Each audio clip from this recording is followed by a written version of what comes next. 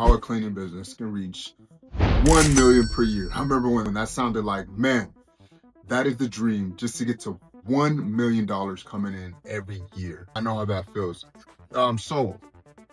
First off, you have these two C's, clarity and confidence. You have to get clear that you are the person that can get your company to that point. And you have to get confident by continue to work on yourself and develop yourself into the person to get to that point. And that's the one thing you're lacking to even get started. You have to get confident in knowing that you are the person to be able to grow a company to that point. No one that has $1 million company and sustains it doesn't believe that they are confident enough to be that. So you have to start there, because I didn't really believe where I come from, being homeless, sleeping in my car. I didn't believe I can get to that point. Growing up, nobody in my family doing business, no one teaching me, no one I can ask or look forward to. So you have to get to the point where it's you, where God has called you to grow a company to that point, so you can do all the special things, so you can make that become a reality. So you have to get clear, take some time to really write it out. We're so rushed and so all these things, but settle down and get clear and write out that you are an owner of $1 million company, and write out the details of what that looks like in your life and what kind of things that's going to change, so you can begin to build the confidence, because now you've seen it, and subconsciously you're going to start working towards. Number one, start believing it and start becoming it, and start building up the clarity and knowing what that looks like. Now, on the more tactical side, I mentioned this in another video. You have to know how you are going to build that. Now, if you're doing residential cleaning, you have to know exactly, your average ticket is, maybe you do move outs and with carpets, and your average ticket is maybe $300. So you got to do the math on that to get to about 83 grand a month. How many services I'm going to need to be providing. So that's why I'm not in residential cleaning, but it's very fun and exciting for some others who like that type of setup. So you need to know how many $300 cleanings I would need to get to that point, because that's when you're going to start reverse engineering to get there. So without clarity in your type of business, how you're going to get there, it'll never work, because you can't just spray and pray and just do all these random things.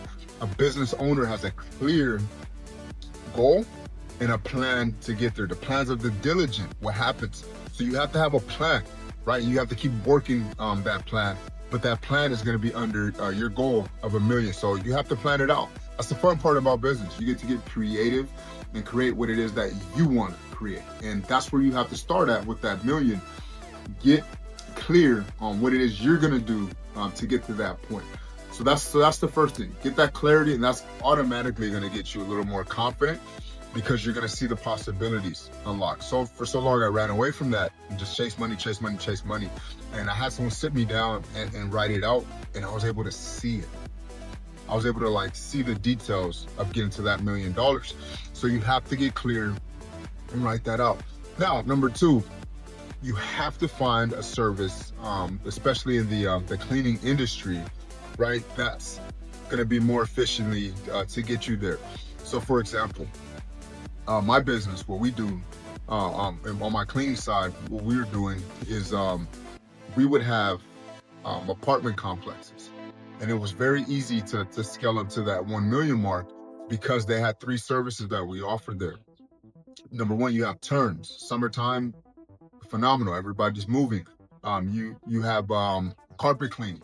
We use the CRB method, which is in-cap cleaning. So we were able to get the high rises. We were able to service other clients that many others weren't, or they were using portable cleaners, which don't really clean as well, where the CRB was doing extremely well. So I found out about that, and working with apartment complexes, you also have porter services, which is very consistent. So we had a consistent 6 to 8 grand coming in, plus on top of that, another 1,500 to 1,500 plus with the turn. It just depends on how busy they get with the turn cleaning. Now you have a very efficient way to build up to that 1 million per year. You can get there in maybe 5 to 6 months with the right things into place. So you have to make sure you're in a service that's going to get you there in the right amount of time that you're looking for. If you're doing residential cleaning, you're just starting, and you want to do $1 million a year, and you have a goal within 8 months, probably going to be very difficult. It's possible, but that's going to be a very difficult play to run.